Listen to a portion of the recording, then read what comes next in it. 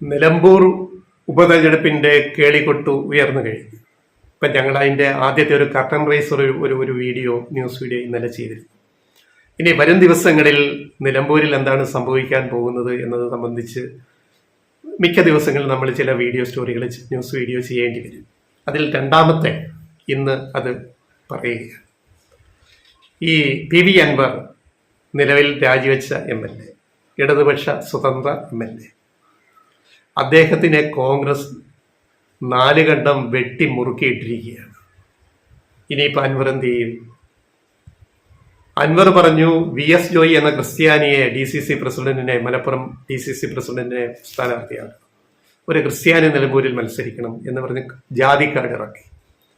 കോൺഗ്രസ് വളരെ മനോഹരമായിട്ട് കൊച്ചിയിൽ യോഗം കൂടിയിട്ട് ഇന്നലെ തീരുമാനിച്ചു ആര്യാടൻ ഷൗക്കത്ത് തന്നെ സ്ഥാനാർത്ഥി. ആര്യാടൻ മുഹമ്മദിന്റെ മകൻ, സിനിമാ നിർമ്മാതാവ് കൂടിയായ ആര്യാടൻ ഷൗക്കത്ത്.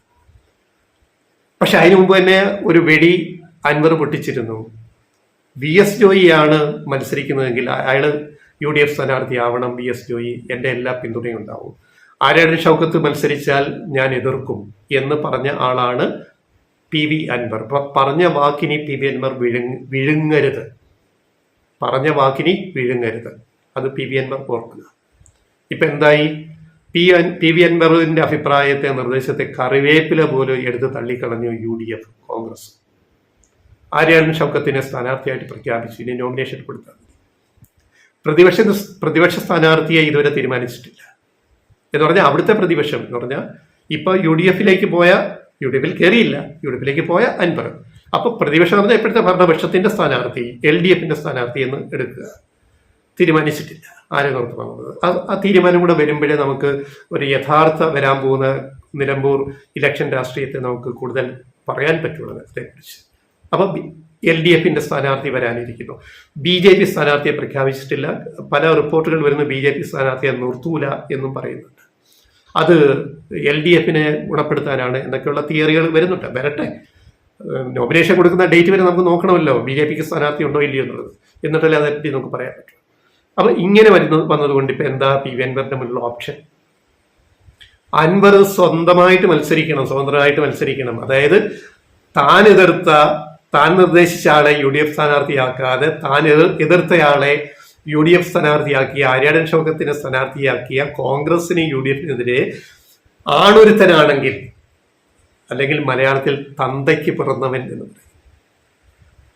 ഇത് പറയാൻ കാര്യം പിണറായി വിജയനെ പിതൃതുല്യൻ എന്ന് വിശേഷിപ്പിച്ച ആളായിരുന്നു PV അൻവർ.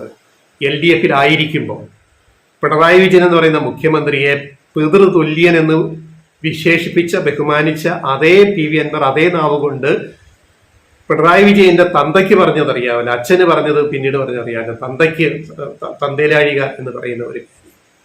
അപ്പൊ PV അൻവർ ആരാണെന്ന് ആ 2 കാര്യങ്ങളിൽ ഇത് വ്യക്തമാണ്. പിണറായി വിജയനെ പിതൃതുല്യൻ, അച്ഛന് തുല്യമായിട്ട് കാണുമെന്ന് പറഞ്ഞ ആള് തന്നെ പിണറായി വിജയന്റെ അച്ഛന് പറഞ്ഞെങ്കിൽ അതെങ്ങനെയുണ്ട്?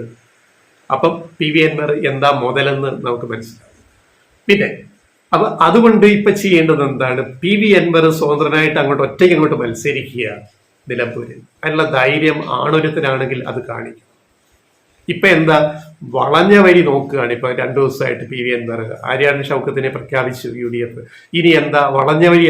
ഒരു ഗതികേട്. തൃണമൂൽ കോൺഗ്രസ് പറയുന്ന കേരളത്തിൽ ഒരു പിന്തുണക്കാരില്ലാത്തൊരു പാർട്ടിയുടെ തലപ്പത്തിരുന്നുകൊണ്ട് ഇപ്പൊ പിൻവാതിൽ എൻട്രി നോക്കുകയാണ്. PV അൻവർ ആര് വഴി? PK കുഞ്ഞാലിക്കുട്ടി വഴി, ലീഗ് നേതാക്കൾ വഴി. അതായത് പുള്ളിക്ക് ഇപ്പൊ വേണ്ടത് എന്താന്ന് വെച്ചാല്, ഓക്കെ, ഞാന് ആര്യാടന്റെ ഷൗക്കത്തിന്റെ സ്ഥാനാർത്ഥി അംഗീകരിക്കാം, അല്ലെ എനിക്ക് കുറച്ച് വോട്ടുണ്ട്, 12,000 വോട്ട് അവിടെ സ്വന്തമായിട്ട് അൻവറിനുണ്ടാവാം, ഞങ്ങൾ തർക്കിക്കുന്നില്ല, ഉണ്ടാവാം. അപ്പൊ എന്റെ 12,000 വോട്ടുണ്ടല്ലോ എന്റെ പോക്കറ്റിൽ, എന്റെ സ്വന്തം സുഹൃത്തുക്കൾ, മറിച്ച് എന്റെ കുടുംബക്കാർ, അങ്ങനെയൊക്കെ ഉണ്ടല്ലോ. അതുകൊണ്ട് വിലപേശുകയാണ് ഒരു അവസാന തന്ത്രം. അടുത്ത നിയമസഭാ ഒരു കൊല്ലം കഴിഞ്ഞ് വരുമ്പോഴേ എനിക്കൊരു സേഫ് സീറ്റ് തരാം ലീഗിന്റെ കോട്ടായി.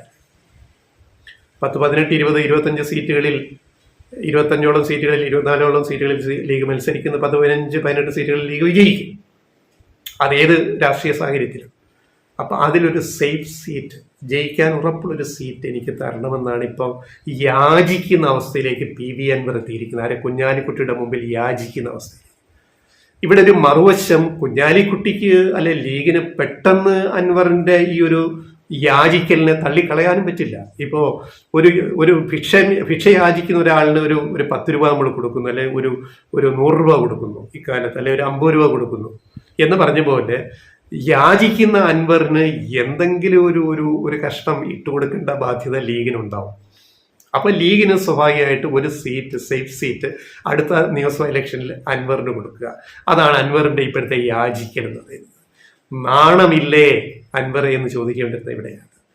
ഉണ്ടിരുന്ന നായർക്കൊരു വിളി വന്ന പോലെ മൂന്നാമത് നിലമ്പൂരിൽ ജയിച്ചു വന്ന് MLA ആകാമായിരുന്ന PV അൻവർ വേറെ ചില ബിസിനസ് താല്പര്യങ്ങളുടെ പേരിൽ, സ്വർണ്ണക്കടത്ത് കച്ചവടത്തിന്റെ പ്രശ്നങ്ങളുടെ പേരിൽ പിണറായി സർക്കാരുമായിട്ട് ഉടക്കിലായി, പിണറായി സർക്കാരിന്റെ മുഖ്യമന്ത്രിയുടെ ഓഫീസുമായിട്ട് ഉടക്കിലായി.